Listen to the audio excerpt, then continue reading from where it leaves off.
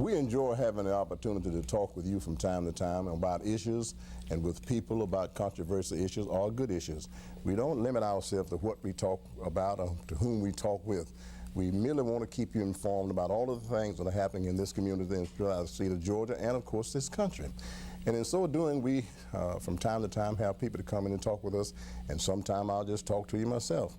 But today we're delighted to have with us a very special guest that go way back with me. And I said that, I mean way back to elementary school and other places that we grew up together and things that we've done. But he has made a name for himself not only in Augusta, Richmond County, South Carolina, but throughout this world. And I consider that very strongly because he has been an idol. As a matter of fact, he's been a mentor and still is for this country and a statesman in all the things that I can't take time to say now.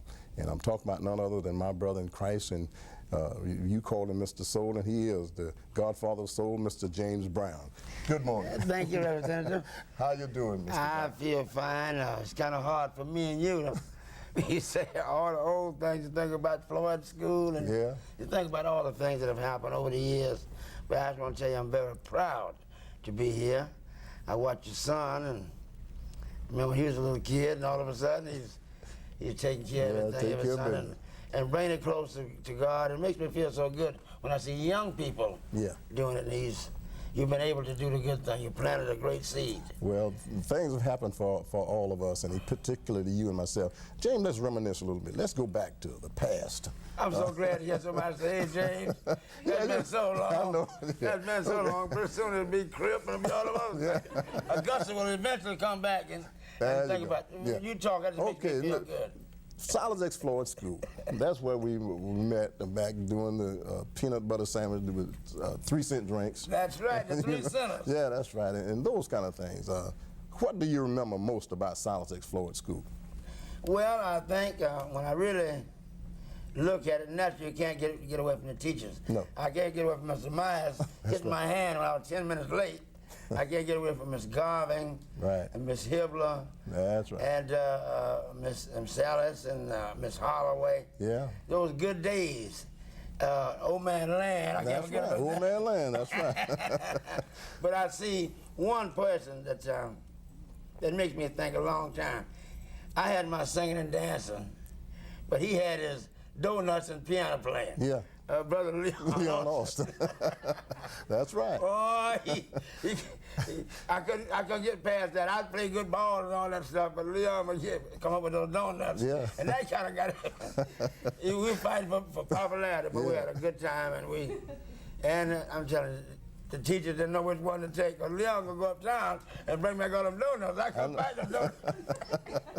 I'd get them when we had the talent shows. Yeah, the talent show. But I also the Palace Theater and all that. That's right, the Palace. But the old Lennox. The old Lennox Theater. And I made it to Lennox first, and then we moved over to the Palace. Yeah.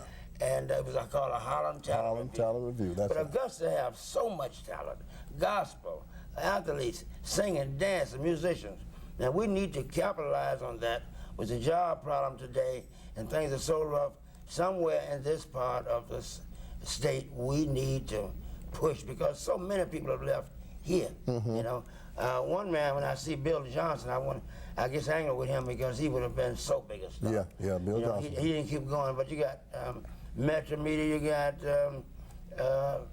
all the fighters, Bojack, Guy Williams, Jimmy Carter, all out of this area. There's something strange about this area, and I guess we just try harder. We're like Avis. Absolutely. What turned you now? I know all the time back in those days you were ambitious, and as a matter of fact, you were a real bad guy. I mean, when I say bad, you enjoyed fighting. That was the thing. Oh, Lord. But what really changed you to go into the entertainment field, James? What was the spark? Well, Well, now let's face it, Bojack kind of got us all this little boxing. I know that. I'm sure at one time you was boxing. I was boxing too. Everybody boxed around here. That's right. And you got a lot of fighters out of this area. So that kind of gave Augusta a lot of spunk with our era. That's right. Then I went to play ball. I had a chance to play ball, but I was very young. Well, what made me get out of the life of fighting and the life of not really planning, because I look back at the community that I come from, and there was nothing there. Right. Nothing there. all the great talent, all the people that I know were much better performers than myself, didn't make it. And God had blessed me to make it. So as time went by, I just got closer and closer to God. And when I, even as long as I've had I've always been close to God. Yeah. But as long as I've been performing, I didn't really find out the truth until I joined St. Peter. Yeah. And became a minister about 17 years ago. Yeah. And I was baptized. Yeah.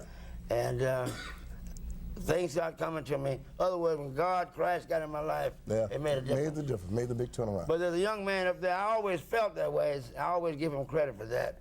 Mr. Leon Austin, when I used to make the speeches, because everybody always would listen to me, and I thank God for that. Yeah.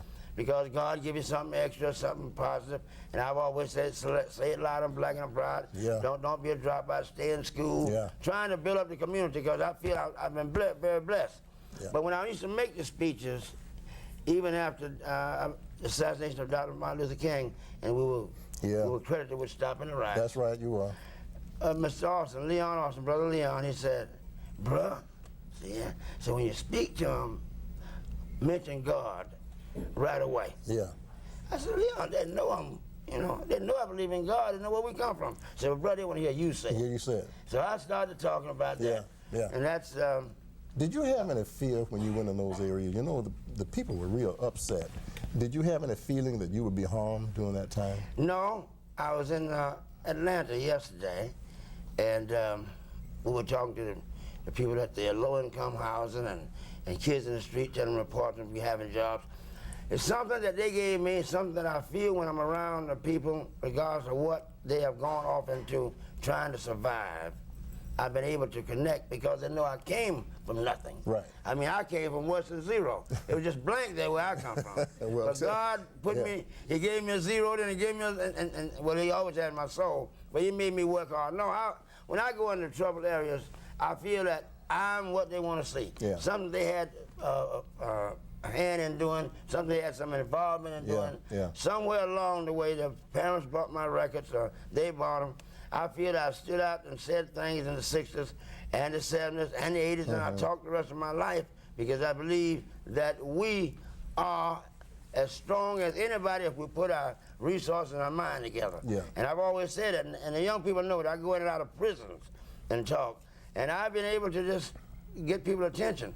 And that's because I know where I came from and who put me there. Thank God, and I also thank you out there. James, this book, I know a lot of people have this book, and some people do not have it, but this book is just a small portion of what your life has been about, and it has a lot of information in it, and I hope it's on the market around on where people can get it for people. It is.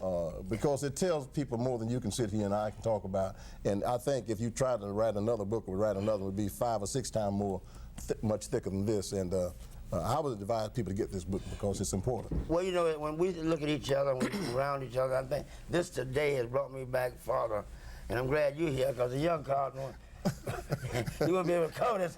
He couldn't talk about it. You better be glad you can't talk about it. You're right. I mean, you don't have those aches and pains when you wake up in the morning. But I want to say that it's been a long, hard road, but it's going to be a lot better. I see Augusta really coming into itself. And I see the recognition through gentlemen like you and other, a lot of your cohorts, yes, and what you're into represent the state people, that you're bringing about something that Augusta can be very proud. Very proud. We went through rough times, but we can be very proud. And we can do anything we want to do as long as we got our kids, put God first. We tell our kids we love them. We make sure they get a proper and a formal education so they can do things. We were lucky what we came through. Yeah. You know, you just don't happen no more. No. That path has been covered. And I just thank you and thank God and thank you for having me. Well, I want to have you a little longer, if you will. If you, All right. let me just say this in this part of it, if you will. I know there are a lot of drugs out there on the street. Yes, young people and older ones getting it for them. And I want you to sit around with us a little while this morning, and when we come back, we're going to talk about drugs, if you will. Yes. Prevention of using drugs and all that. And I'm going to ask you another question, too. Now, you know the other night I was at one of your affairs, as a matter of fact, and you said you were somewhere, and you sung a song, a gospel song. Now, I was listening when you said that to us over at the affair the other night, so I said, I got him. Now, I'm going to ask you to do one here. Your son done took care of that business Okay, already. well, that's fine. When we come back a little later on, ladies and gentlemen, if you don't have friends watching this morning, you better call them because Mr. James Brown, Father God's Soul, is going to sing a song here with us on Pareto Quartet. That's unusual, but it's right and it's good. And coming from him, it's got to be good because this man has made it. And making it more. Here, I don't think you peaked out yet. You still going. We just got started. Okay. We hadn't seen the best yet. See, I know just what you're saying. We'll be back after this with more of the Pareto Quartets.